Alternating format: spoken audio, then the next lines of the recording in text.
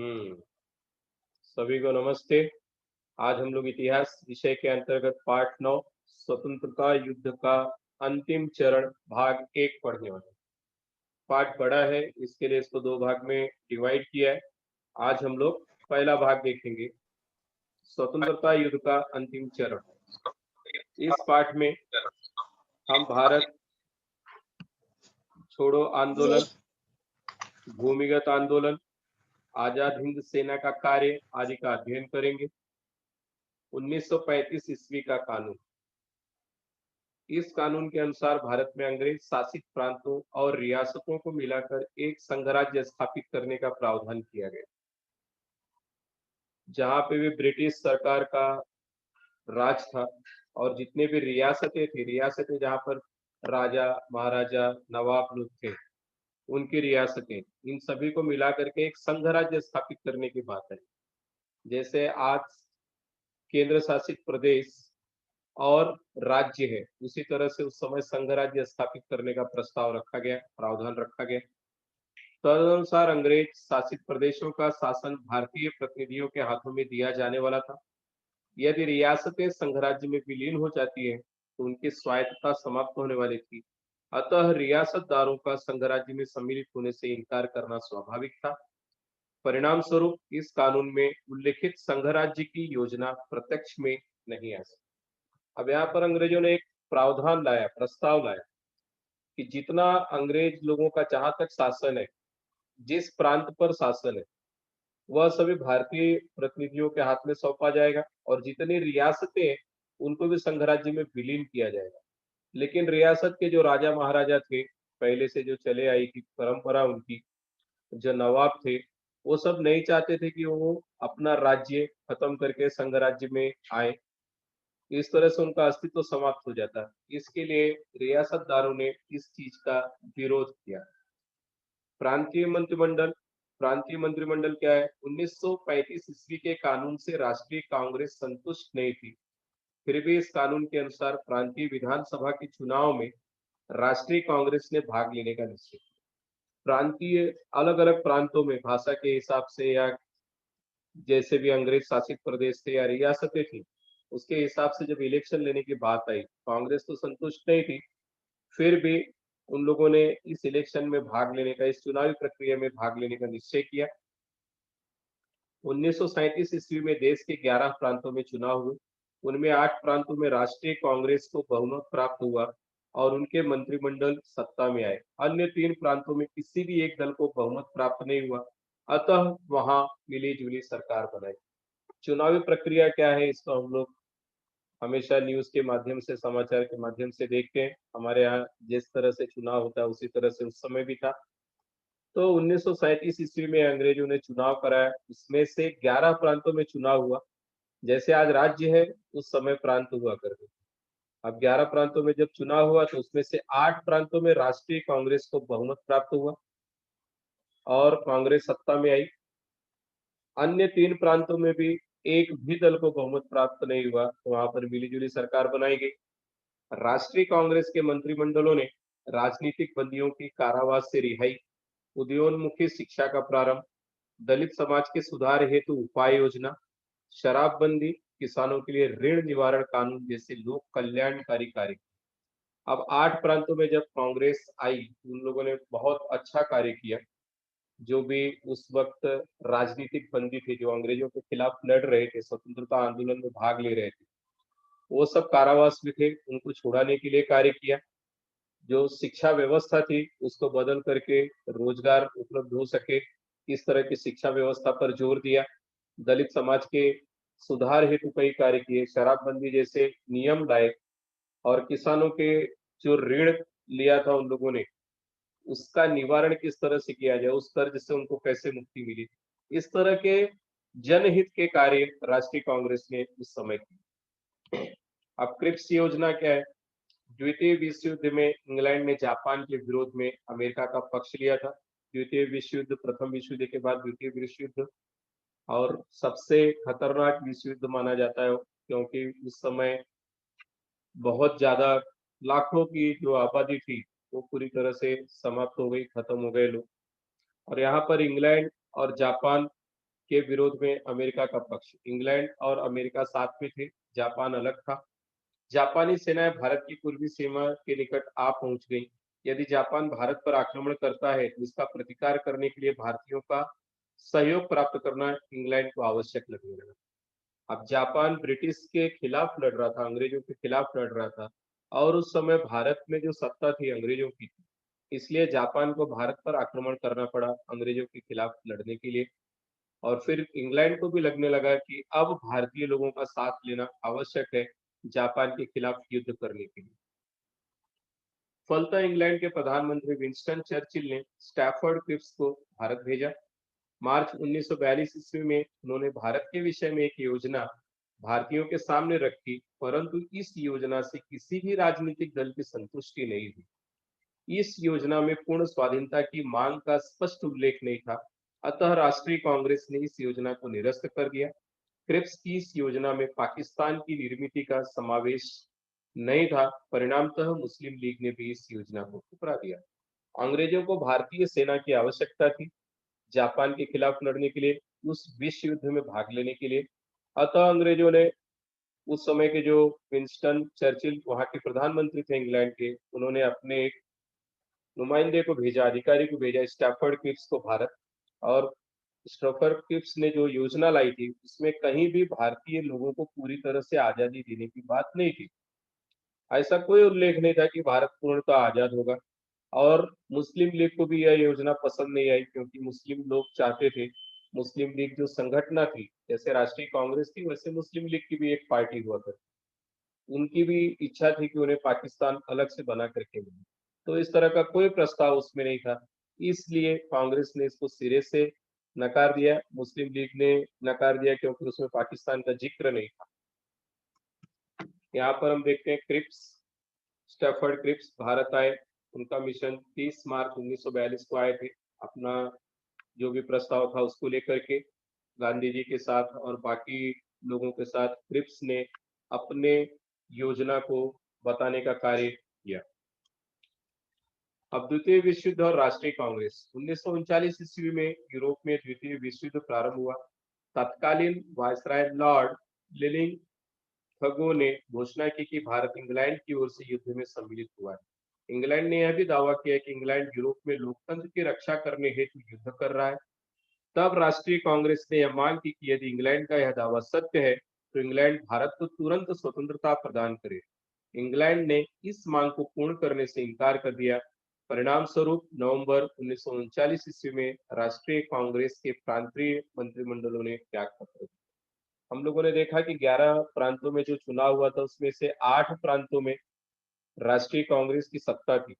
अब द्वितीय विश्व युद्ध जब शुरू हुआ तो उस समय के जो वायसराय थे लॉर्ड लिलिंगथोगो ने घोषणा की कि भारत इंग्लैंड की ओर से युद्ध करेगा, और इंग्लैंड चाहता है कि पूरे विश्व में शांति रहे, सब जगह लोकतंत्र हो, लोकतंत्र की बहाली हो, इसलिए लोकतंत्र की रक्षा हेतु वह विश्व युद्ध में भाग ले रहा है। अब भारतीयों ने भी कहा, राष्ट्रीय कांग्रेस ने भी कहा कि अगर चाहते हो कि लोकतंत्र की रक्षा हो, भारत में भी लोकतंत्र होना चाहिए, तो सबसे पहले क्या काम करना है आपको कि सबसे पहले भारत को स्वतंत्र करो।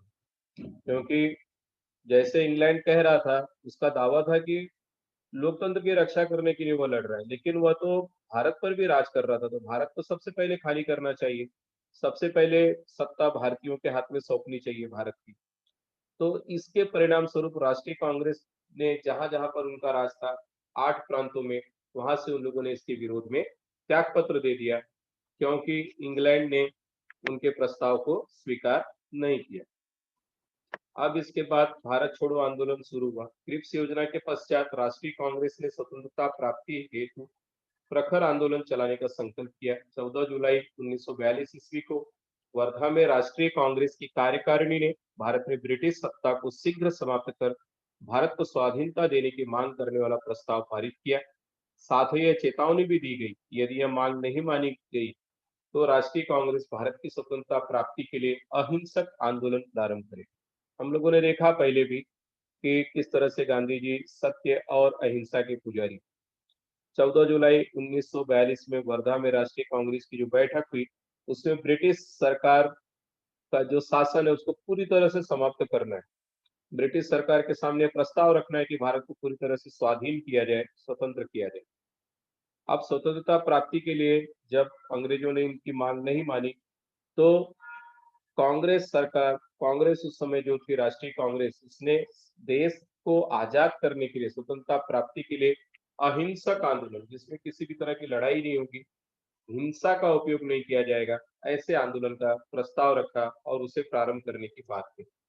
अब यहाँ पर हम देखते हैं भारत छोड़ो आंदोलन किस तरह से द्वितीय विश्व युद्ध का एक दृश्य दिखाई दे रहा है, जिसमें पहली बार हवाई जहाज का उपयोग किया गया, बम गिराए गए, बहुत ही खतरनाक यह युद्ध था।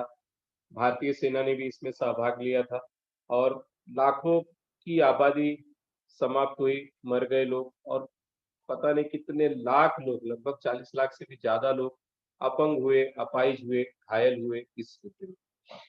अब क्विट इंडिया मूवमेंट, जैसा बताया मैंने, गांधी जी के नेतृत्व में अंग्रेजों भारत छोड़ो और पूरे तरह से अहिंसक आंदोलन, किसी भी तरह की लड़ाई मारपीट नहीं, बड़े शांति प्रिय तरीके से अंग्रेजों के खिलाफ यह आंदोलन चलाया गया, अंग्रेजों भारत छोड़ो, या भारत छोड़ो, या क्विट इंडिया मूवमेंट इंग्लिश में उसे कहते हैं।